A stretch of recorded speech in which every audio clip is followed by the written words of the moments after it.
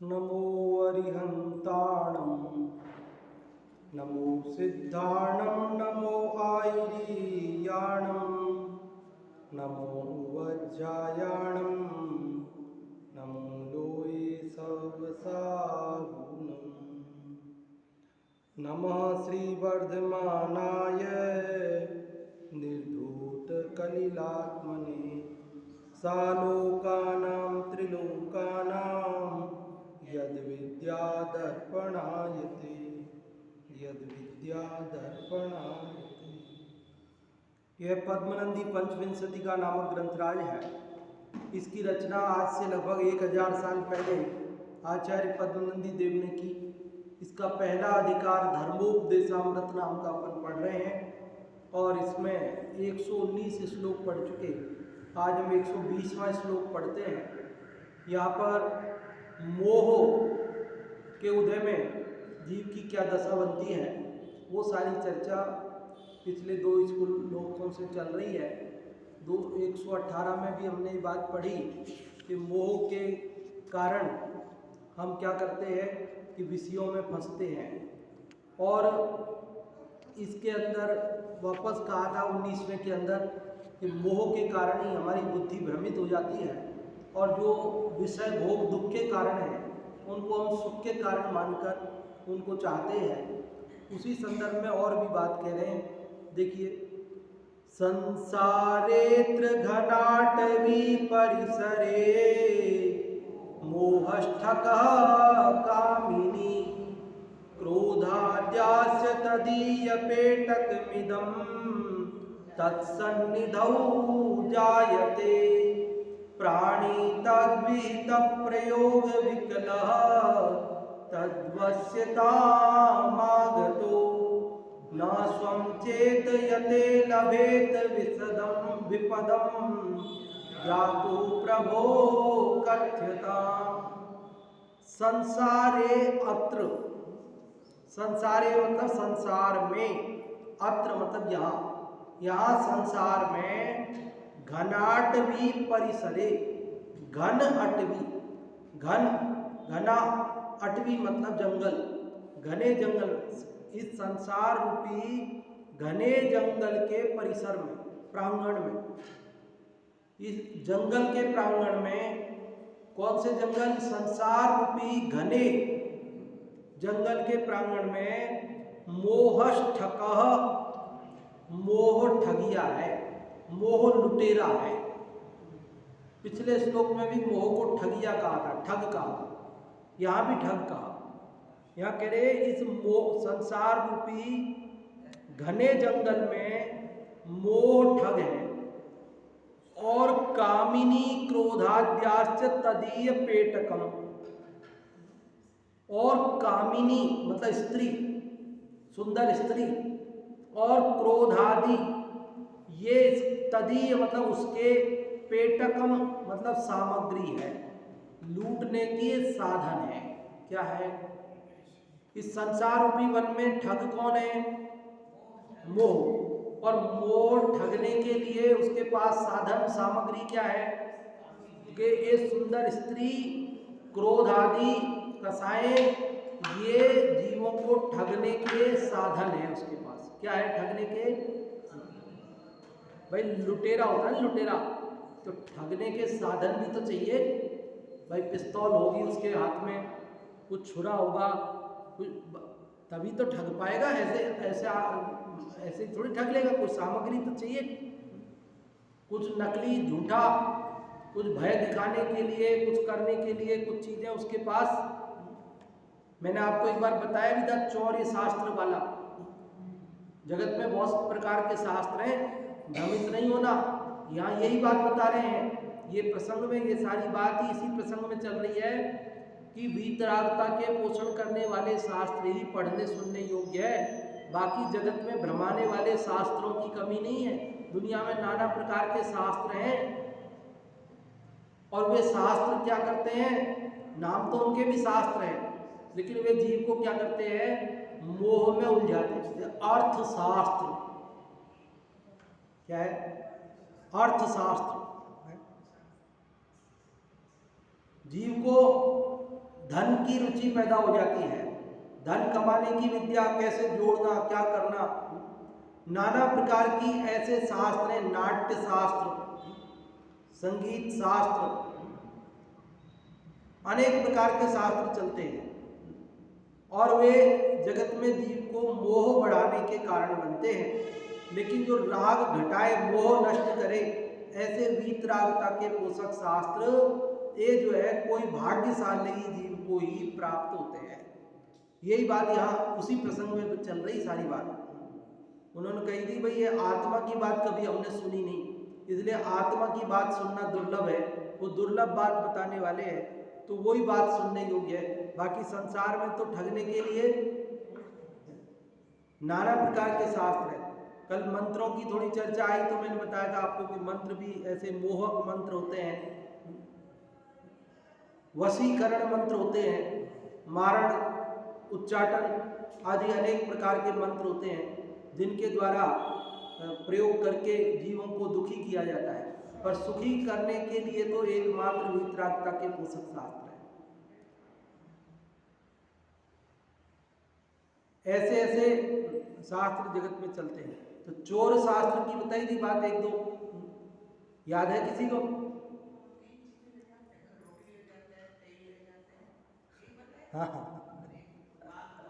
हाँ, चोरी करने जाते हैं चोर लोग।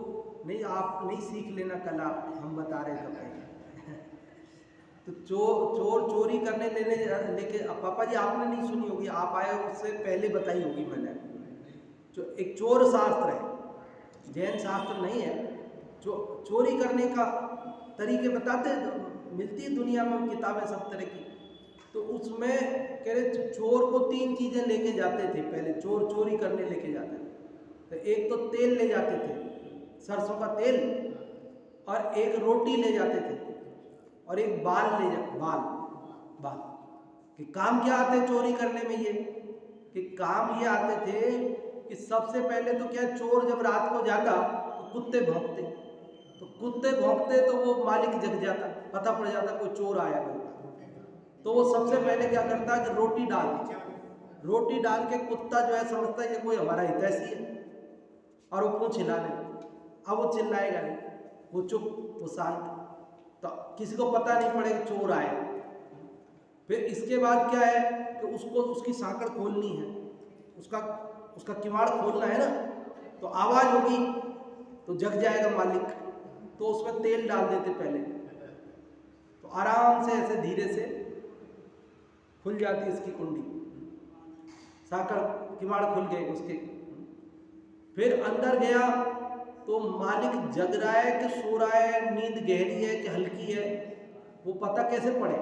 कहीं चोरी करना शुरू करे, हल्की नींद हो, जरा आवाज़ होती तुरंत जग जाए, पकड़ा जाए। तो वो बाल से पहले वो सोने वाले के मालिक के कान पे घुमाता, तो हल्की नींद हो तो करवट बदलेगा तुरंत, तो समझ गए अरे अभी चोरी नहीं कर सकते, तो अभी जगने वाला आदमी है। और बाल घुमाया और वो बिल्कुल वैसे कि वैसे पड़ा है, मतलब गहरी नींद है, अब कोई दिक्कत नहीं चोरी करने में। फिर वो चोरी करते थे। ऐसे नाना प्रकार के शास्त्र जगत में चलते हैं। बताओ, चोरी करने की भी विद्या सिखाते हैं। तो आप कोई भी किताब पढ़ के ये मत समझ लेना कि स्वाध्याय हो गया, कोई भी किताब पढ़ के ये मत समझ लेना कि भाई हमारा काम हो गया, हाँ हमने तो पढ़ ली किताब। अरे भैया, किताब तो दुनिया में नाना प्रकार की है। राग बढ़ाने, पाक शास्त्र क्या है? पाक शास्त्र, पकवान बनाने की कला सिखाते हैं। पाक शास्त्र नाना प्रकार के पकवान, 56 व्यंजन बना करके क्या होगा? राग बढ़ेगा। नाना वास्तु शास्त्र, नाना प्रकार के शास्त्र हैं जगत में। लेकिन यहाँ राजनीति शास्त्र राजनीति भी शास्त्र है। लेकिन ये सब राग द्वेष बढ़ाने वाली चीजें हैं। राग द्वेष घटाने वाली बात तो ये वितराग परमात्मा, इनने बड़ी करुणा करके आप और हम सबको बड़े पुण्य से ये प्राप्त हुई बात। इसलिए यह कह रहे हैं कि संसारेत्र घनाटवी परिसरे मोहष्ठक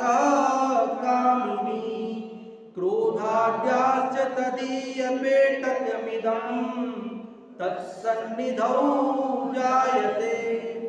इस संसार में, इस संसार रूपी घने जंगल में मोह ठग है, मोह लुटेरा है। और वह क्या करता है, उसके साधन क्या है लूटने के, तो कहते कामिनी सुंदर स्त्री और क्रोध आदि, तदीय पेटकम, तदीय मतलब उसके, पेटक मतलब सामग्री है, साधन है, लूटने के साधन। जैसे उसके साधन थे ना, रोटी चोरी करने के साधन, वो बाल, वो तेल, ऐसे ही इस मोह ठगिया के लूटने के साधन क्या है कि सुंदर स्त्री और ये क्रोधादि, इनसे जीव को वश में करता है, अपने चंगुल में फंसाता है मोह।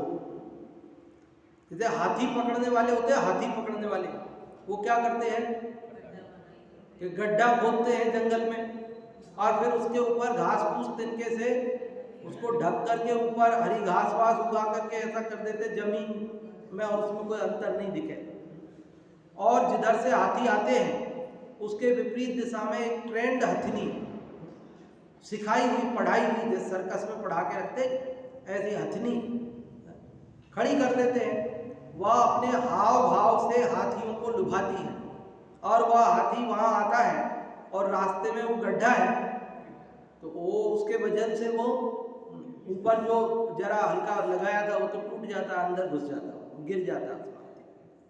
फिर क्या करते हैं कि महीना 15 दिन तो उसको कुछ देते नहीं है, भूख के मारे परेशान हो जाता है, कमजोर हो जाता है। फिर जाते हैं और उसे रोटी वगैरह उसके खाने का जो भी होता है वो उसको देते हैं, गन्ना वगैरह। तो वो ये समझता है कि ये कोई मेरा हितैषी है, उसको पता नहीं इसी ने फंसाया मेरे को। वो क्या समझता है, ये तो मेरा कोई हितैषी है, मेरा कोई भला चाहता है। रोज रोज जाके कुछ डाल के आते 15 दिन तक, तो दोस्ती हो जाती है, ये हमारा हितैषी है। फिर उसको निकाल लेते हैं, थोड़ा स्लोप बना करके और उसको बाहर निकाल लेते हैं और फिर उसके माथे पर सवार हो जाते हैं, अंकुश लगाते हैं और उसको मर्जिया जैसे नचाते हैं। सर्कसों में तो हाथियों पे कितना करतब करवाते हैं। तो सब वो हाथी, जंगल का जो हाथी है ना, वो शेर से भी ज़्यादा ताकतवर होता है, उसको वश में करना यूं ही काम नहीं है। शेर जंगल का राजा भले ही कहलाता है, पर शेर हाथी को अगर सामने से बराबरी से मुकाबला करे तो जीत नहीं सकता है। तो धोखे से करता है, धोखे से, छल से, जाके आंख फोड़ देता है उसकी, उसको कुछ दिखता नहीं, फिर मार डालता है। तो ऐसी दशा बहुत छल से बनती है भाई, आसान काम नहीं। तो ऐसे हाथी को मनुष्य वश में कर लेता है, कैसे? हथिनी के माध्यम से। तो ऐसे ही मोह ठगिया हमको संसार में रुलाता है। कैसे रुलाता है? वो महावत हाथी को रुलाता ही तो है। उसके माथे पे लकड़ियों का गट्ठर लाद देगा, उसके माथे पे खुद बैठ जाएगा, सवारी बिठाएगा, नचाएगा, भूख से कम देगा, साकल से बांध देगा। जो स्वतंत्र घूमने वाला हाथी है उसकी ये दशा हो जाती है। तो ऐसे हमारी दशा संसार में जो बिगड़ रही है, किसके कारण से? मोह रूपी ठग के कारण। और उस मोह ठग के साधन क्या है? लूटने के, हमको वश में करने के। तो ये 5 इंद्रियों के विषय क्या है? एक शब्द में कहे तो 5 इंद्रियों के विषय। यहाँ पर कामिनी का, क्रोधादि विषय कहे, एक कसाएं कही, ये उसकी तदीय पेटकम, उसकी सामग्री है, उसकी पेटी में ये सब चीजें रखता है वो लूटने के लिए। उसके बैग में, उसके बटवे में, उसके जेब में रखता है सब साधन। तत्सन्निधौ जायते प्राणी तद विहित प्रयोग विकलः। क्या होता है? तत्सन्निधौ मतलब उसकी सन्निधि में, उसके साथ में रहकर, उसकी संगति में रहकर। किसकी संगति में? मोह की और मोह के साधनों की। ये कामिनी, क्रोधादि, इनकी सन्निधि में, इनकी संगति में, इनके साथ में जायते होता है। क्या होता है? प्राणी को तद विहित प्रयोग विकलः, उसके द्वारा विहित मतलब किए गए प्रयोग, कल बताया था प्रयोग, मंत्र प्रयोग आदि, वो जो मंत्र आदि प्रयोग करता है, जो भी साधन अपनाता है, उन साधनों से ये विकल हो जाता है, व्याकुल हो जाता है, परेशान हो जाता है और तद वश्यताम आगतो, उसके वश में आ जाता है। क्या होता है? तद वश्यताम आगतो, तद मतलब उसके, वश्यताम मतलब वश में, आगतो आ जाता है, आ गया, मोह के वश में आ जाता है जीव। कैसे आ जाता है मोह के वश में? मोह ने अपना जाल फैला रखा है, ये 5 इंद्रिय के विषय, वो उनके साथ रहता है, मोह उत्पन्न हो जाता है, मोह के वश में आ जाता है बस। न स्वम चेतयते, और फिर क्या करता है? मोह के वश में आ जाता है, फिर क्या होता है? न स्वम चेतयते, न मतलब नहीं, स्वम मतलब अपने को, चेतयते मतलब जानता, अपने को जानता नहीं, अपने को भूल जाता है। मैं आत्मा हूं, मैं ज्ञानादि गुणों वाला हूं, मैं अजर अमर हूं, ये तो न चेतयते, नहीं जानता, नहीं पहचानता। और क्या मानने लगता है? मैं पुरुष, मैं स्त्री, मैं युवा, मैं वृद्ध, मैं बालक, मैं अमीर, मैं गरीब, मैं विद्वान, मैं मूर्ख। ये क्या मानने लगा? किसके कारण? मोह के कारण। न स्वम चेतयते, अपने को नहीं जानता। स्वम मतलब अपने को, न चेतयते मतलब नहीं जानता, नहीं चेतता, नहीं पहचानता। टोडरमल साहब ने मोक्ष मार्ग प्रकाशक में 4थे अधिकार के अंत में एक प्रकरण लिखा, मोह की महिमा। क्या लिखा? मोह की महिमा। मोह की महिमा क्या है? सुबह आ चुका ये प्रकरण की आना बाकी है, 7वां चल रहा है, मतलब हो गया, पढ़ चुके ना आप। तो मोह की महिमा क्या है? कि मोह के उदय में जीव अपने को नहीं पहचानता और पर कोई अपना मान लेता है। शरीर है वही मैं हूं, कभी बोलता है मैं मर जाऊंगा, नाम अमर रहेगा। क्या बोलते हैं? मैं मर जाऊंगा और नाम अमर रहेगा। अरे तू मर जाएगा और तेरा नाम अमर हो जाएगा, ऐसे कैसे हो जाएगा? अरे तू नहीं मरेगा, नाम मरेगा है? हाँ, नाम कहाँ रहेगा बताओ? नाम कितने दिन रहेगा? कौन याद रखेगा नाम? नाम कौन याद रखेगा? अपने को अपने दादाजी का नाम पता होगा, परदादाजी का पता होगा, किसी को, एक आध जनों को होगा, पर और उसके बाद पहले क्या नाम था वो पता है किसी को? हमारे से 4 पीढ़ी पहले हमारे, अरे वो तो हमारे, उनका तो उपकार है ना, आज उनके वजह से आज हम हैं इस धरती पर। आज उनकी कमाई हुई संपत्ति परंपरा से हमको प्राप्त है। उन्होंने जो जमीन जायदादें खरीदी थी, हम उनका उपभोग कर रहे हैं, लेकिन हमें उनका नाम पता नहीं है। पता? नाम अमर, दूसरा कहाँ याद रखेगा? हमको खुद पता नहीं है। पता है किसी को? 4 पीढ़ी 5 पीढ़ी, किसी ने लिख के रखे हो तो अलग बात है किसी ने लिख के रखे हो तो अलग बात है। कोई लिख के रख देवे तो किताब बना के रख देवे, इतिहास बना के, राजा महाराजाओं की तरह आते थे। हाँ,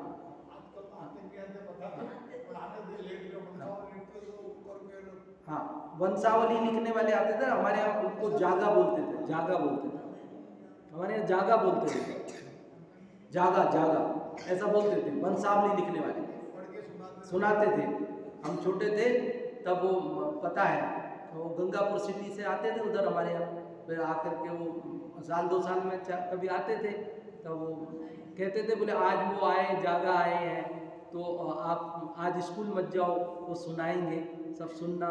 फिर बैठ जाते थे सब लोग, तो वो सुनाते थे कि साहब ये हुए सेठ जी, फिर उनके ये पुत्र हुए, फिर ये हुए, फिर ये हुए, ऐसा सब सुनाते थे। फिर बताते थे कि उनके ये हुए, तब उन्होंने, सेठ जी ने हमको ये इनाम दिया था, वो हुए तब वो इनाम दिया था। और इनाम क्या, अब जैसे, अब मतलब वो तो बढ़ा चढ़ा के लिखते थे ताकि सेठ जी खुश रहे। हाँ कभी मतलब खुश रहे इसलिए वो बढ़ा चढ़ा के लिखते थे। मतलब जैसे 51 रुपये दिए थे, जैसे छोटा भाई हुआ तो 51 रुपये कुछ दिए होंगे, याद नहीं मेरे को। तो जैसे मान लो 51 दिए, तो जब 2-4 साल बाद आए और उन्होंने बाँच के सुनाया कि इनके छोटे भाई हुए तब इन्होंने इनको ये, तो उनका इन्होंने हमको 5100 रुपये दिए ऐसा। तो मैंने कहा इतने पैसे तो नहीं दिए होंगे अपन ने। तो बोले हाँ इतने कहाँ दिए अपन ने, तो 51 रुपये दिए थे। तो बोले ये तो 5100 बता रहे हैं। तो बोले हाँ ये थोड़े बढ़ा चढ़ा के बता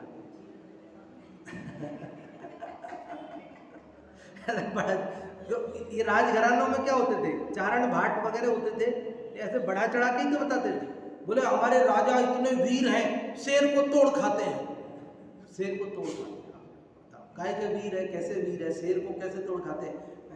ऊंची ओदी पे चढ़ते हैं, नीचे हलकारे लगाते हैं, वो उसको शेर को परेशान करके उधर भेजते हैं, और वो ऊपर चढ़ गए और वहाँ छेद में से बंदूक तान के बैठते हैं, और उधर हलकारे लोग और मजदूर लोग लगाते हैं, वो भगाते हैं उसको, शेर को, जाओ उधर जाओ उधर जाओ। फिर वो उधर पहुँचे तो वहाँ से ऊपर से वो गोली मारते, और फिर दुनिया में क्या, हमारे राजा साहब ने शेर मार दिया, बहुत ताकतवर है साहब, बहुत वीर है। हाँ हाँ पहले हाँ एक आना देते थे, चांदी का एक आना जो सबसे पहले उसकी, फिर उसकी खाल को जो है वहाँ ड्राइंग रूम में लगा करके, यार शेर मारा इन्होंने, शेर मारा। और छल से तो कोई भी किसी को मार दे, क्या दम है इसमें, छल से बल से कोई भी किसी को मार दे, इसमें क्या दम है। मतलब जगत में मतलब सब तरह के लोग हैं, सब तरह की बातें हैं, अज्ञानता की हद नहीं है। एक जना था हमारे, तो वो बोला मेरी मोटरसाइकिल में बहुत ताकत है। वो बोले मेरी मोटरसाइकिल में बहुत ताकत है। तुम्हारी मोटरसाइकिल में ज़्यादा ताकत कहाँ से आएगी, 100 सीसी की गाड़ी है तो 100 सीसी का इंजन है, तो 100 सीसी की जो ताकत होती है वही है। अब इसी कंपनी की यही गाड़ी जिसके भी पास है उतनी ही ताकत है, और जिसके पास इससे कम सीसी की होगी उसमें उतनी ताकत होगी। उससे नहीं मेरी गाड़ी में बहुत ताकत है, ऐसे बोलता था। एक बार एक जने की गाड़ी पंचर हो गई, तो उसने कहा कि मेरी गाड़ी में बहुत ताकत है, खींच के ले जाएगी तुम्हारी गाड़ी। तो बोले वो तो सभी खींच के ले जाती है, उसमें क्या है। तो बोले लाओ रस्सी लाओ, अभी बांध देते हैं। तो ऐसे रस्सी से उसने बांध दिया उसको ना। तो अब इसने क्या किया, झट से पहला गियर दे के रेस दी, झट से वो पतली सी रस्सी थी वो टूट गई। तो बोले देखा मेरी गाड़ी में कितनी ताकत है, रस्सी तोड़ दी इसने।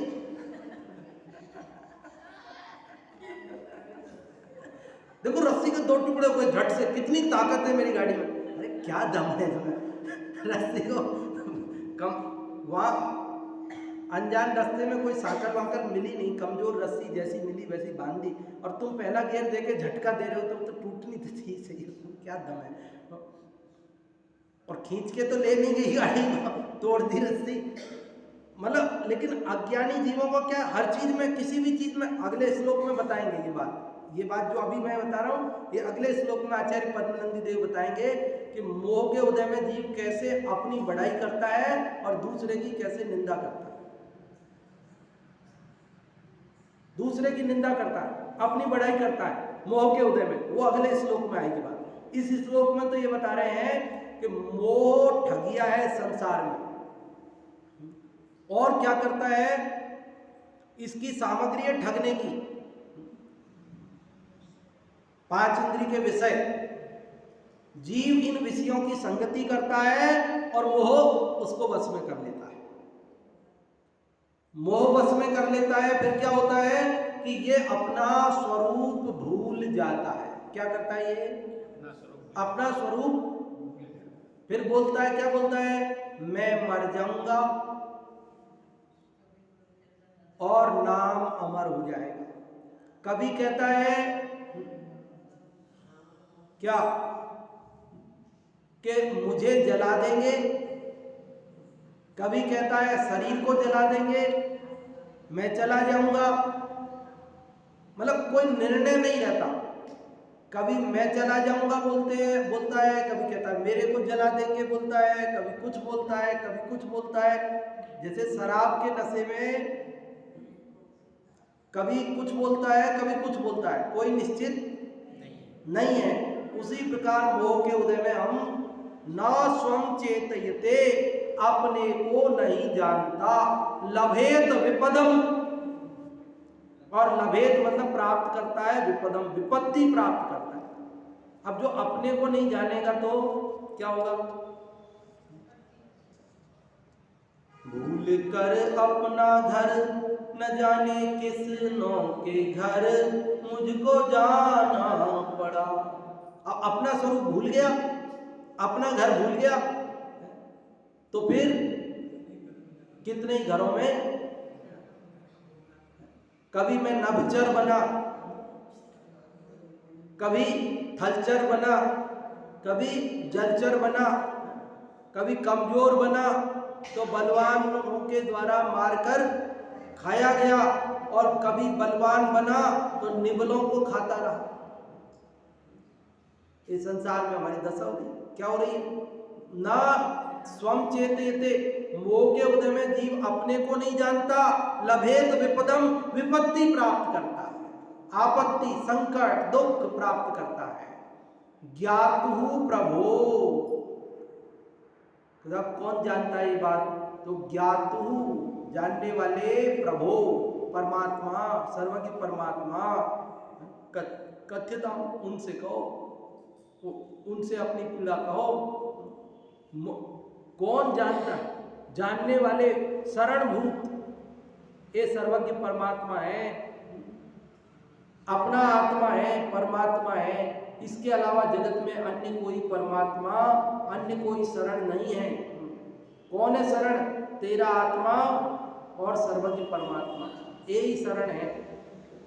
तू इनकी शरण में आ जा, अपने को पहचान और अपने को बताने वाले सर्वज्ञ को पहचान, तो मोह नष्ट होगा। क्या होगा? मोह नष्ट होगा। विषयों की संगति करेगा तो मोह बढ़ेगा, और विषयों की संगति छोड़कर सर्वज्ञ परमात्मा की, प्रभु की संगति करेगा तो मोह नष्ट होगा। तो अपने को पहचान जाएगा। जो जानति अनंतम सो जानति अपनम, मोह खलु जाज तस्य है, कि जो अनंत को जानता है वो अपने को जानता है, मोह उसका नष्ट हो जाता है। मोह उसका, हम किसकी संगति कर रहे हैं? अनादि से, अनादि से किसकी संगति कर रहे हैं? मोह की, मोह के साधनों की। जगत में जो पैसे के लालची जीव हैं, उनकी यदि अपन संगति करेंगे तो अपने मन में क्या आएगा? कि अपने भी भैया जैसे तैसे करके पैसा बनाओ। वो कहेंगे पैसा पैसा होता है। न्याय नीति का और अन्याय नीति का दो तरह का पैसा नहीं होता। पैसा तो पैसा होता, काला धन और सफेद धन, दो तरह का धन नहीं होता। धन तो धन होता, जैसे आए वैसे ले। और रोज रोज सुन सुन के क्या होगा? क्या होगा? कि ठीक है भाई, जैसे लोगों की संगत में बैठेंगे, मान कसाई के जीवों के संगति में बैठेंगे तो वो कहेंगे अरे यार जंगल में मोर नाचा, किसने देखा? कुछ किया है तो दिखाओ तो सही। जो मान कसाई के जीव होंगे वो क्या कहेंगे? अरे यार तुमने इतना बढ़िया काम किया, किसी को पता ही नहीं चलेगा। तुमने इतना दान दिया, किसी को पता ही नहीं चलेगा। तो जंगल में मोर नाचा, किसने देखा? अरे तुम दिखाओ, तुमने दान दिया तो बताओ, तुमने जो है काम किया तो बताओ। तो हमारे मन में भी क्या आ जाएगा? बार बार सुन के कि हाँ यार अपन इतना काम करते हैं तो किसी को पता ही नहीं पड़ता है, तो पता तो चलना चाहिए, तो अपने दिखाओ भैया, बताओ बताओ बताओ। तो मोह के साधनों की संगति में, पांच इंद्रिय के विषयों की संगति में बैठते हैं तो क्या होता है? ऐसे लोगों की संगति में बैठेंगे, अरे वो सीरियल बहुत अच्छा आता है 8 बजे, तो तुम कहाँ मंदिर चले जाते हो। वो सीरियल देखना, कभी देखना तो सही, बहुत बढ़िया आता है, 8:30 बजे बहुत बढ़िया आता है, वो 9 बजे और अच्छा आता है, तुम वो देखना। और फिर क्या होगा कि अपन बैठ गए देखने, 1 दिन 2 दिन बैठ गए, फिर तीसरे दिन तो अपने ही आप, अच्छा इसके बाद क्या हुआ, चालू करो, टाइम हो गया, चालू करो, अरे निकल गया, चालू करो। क्या होता है, 2-4 दिन देख लो, फिर क्या होता है, फिर आगे से आगे जिज्ञासा बन जाती है, अच्छा वो उसका क्या हुआ, फिर उसका क्या हुआ। और वहां किसी को, हीरो को दुख मिल रहा हो तो ये दुखी रहता है, अरे यार उसको परेशान कर ले, किसको परेशान कर ले, बोले उसको जेठालाल को परेशान कर ले। अब जेठालाल कहाँ है, जेठालाल कौन सा जेठालाल, जेठालाल नाम का कोई प्राणी नहीं दुनिया में, काल्पनिक। ये सब पात्र क्या है, काल्पनिक है। वही दूसरी जगह जाएगा, दूसरे नाम से प्रस्तुत हो जाएगा, तीसरी जगह उसको रोने के भी पैसे मिलते हैं, उसको हंसने के भी पैसे मिलते हैं। और हम क्या करते हैं कि हम उसको रोता हुआ देखकर रोकर पैसे देते हैं। भाई पैसे देके ही तो देखते हैं, फ्री में थोड़ी देखने मिलता है। डिश का पैसा तो, टीवी का पैसा तो सब चुकाना पड़ता है, लाइट का पैसा, सब पैसा चुकाना पड़ता है, अपना समय देना पड़ता है, सब करना पड़ता है। लेकिन हम ऐसी दशा है, तो कह रहे जैसी संगति में बैठोगे वैसा। तो ये कह रहे मोह के साधनों की संगति छोड़ो और किसकी संगति करो, सर्वज्ञ प्रभु की, निजात्मा की। देखो इसका अर्थ समझ में आ गया।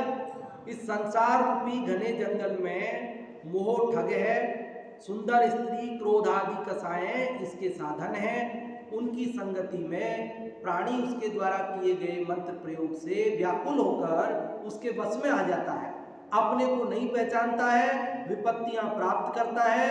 ये सर्वज्ञ प्रभु ये सब जानते हैं, ये शरण हैं, इनको तुम कहो।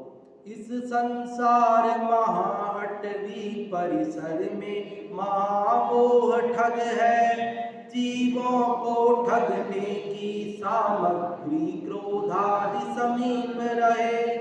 मोह मंत्र से प्राणी उसके वश में व्याकुल होते हैं, निज को जाने बिन दुख पाते, अतः जिनेश्वर शरण गए।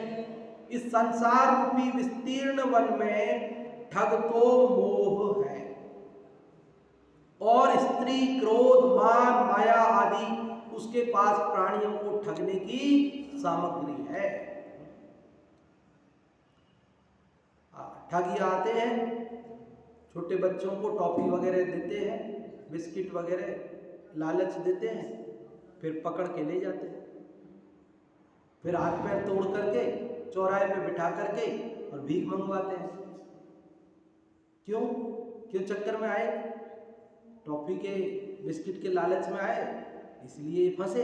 अब टॉफी बिस्किट के लालच में नहीं आते, उसके साथ नहीं जाते, नहीं फंसते। तो ऐसे 5 इंद्रिय के विषय इनके चक्कर में हम आते हैं तो मोह लूट लेता।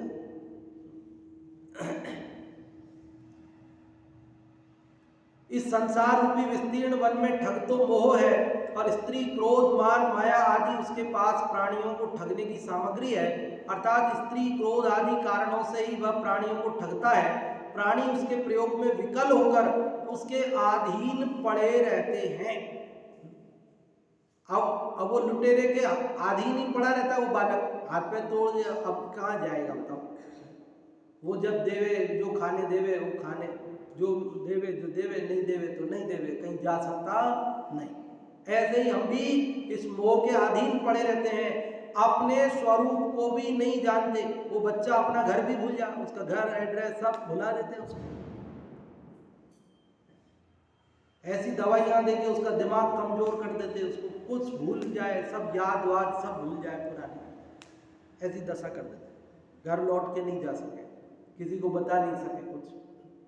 ऐसे हमारी दशा हो जाती है कि अपने स्वरूप को भी नहीं जानते तथा नाना प्रकार की आपत्तियों को सहते हैं। इसलिए ग्रंथकार कहते हैं कि हे जीव, तुझे उस ज्ञानानंद स्वरूप आत्मा तथा श्री सर्वज्ञ देव का ही आश्रय करना चाहिए। ये विषयों का आश्रय छोड़कर, मोह की संगति छोड़कर किसकी संगति करो? अपनी शुद्धात्म और पंच गुरु। जग में शरणो दोय, मोह उदय जिय के वृथा आन कल्पना। मोह के उदय में जीव अन्य को शरण मानता है, वास्तव में तो शरण निज आत्मा और परमात्मा है। ज्ञानानंद स्वरूप आत्मा के आश्रय करने पर प्रबल मोह रूपी ठग कुछ भी नहीं कर सकता। बच्चा घर से बाहर नहीं निकले तो ठग उसको ले जा नहीं सकता। ऐसे ही हम अपने ज्ञानानंद स्वरूप आत्मा में ही रहें तो प्रबल मोह कुछ भी हमारा नहीं बिगाड़ सकता। अतः जीवों को ज्ञानानंद स्वरूप आत्मा का ही आराधन करना चाहिए। इसलिए अपने आत्मा का ही आराधन करना चाहिए। आप लोगों में से कोई बताएं, आज इसे 120 नंबर के श्लोक में हमने क्या पढ़ा, आप क्या समझे, वो आप बताएं।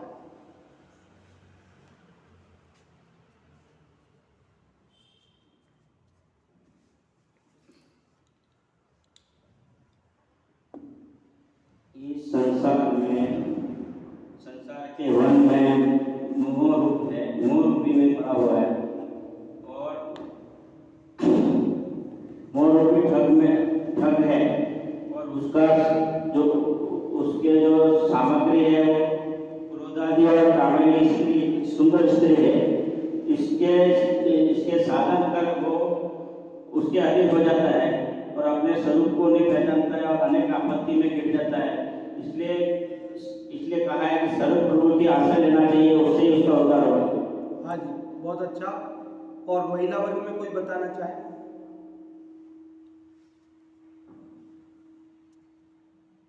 हाँ जी, जो भी आपने बताना चाहे।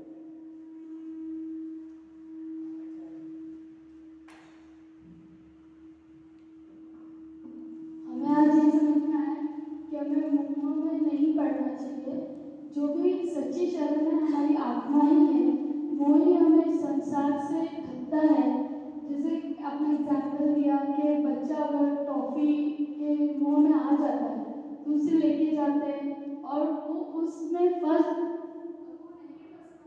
हाँ, ये माइक, हाँ, कोई बात नहीं।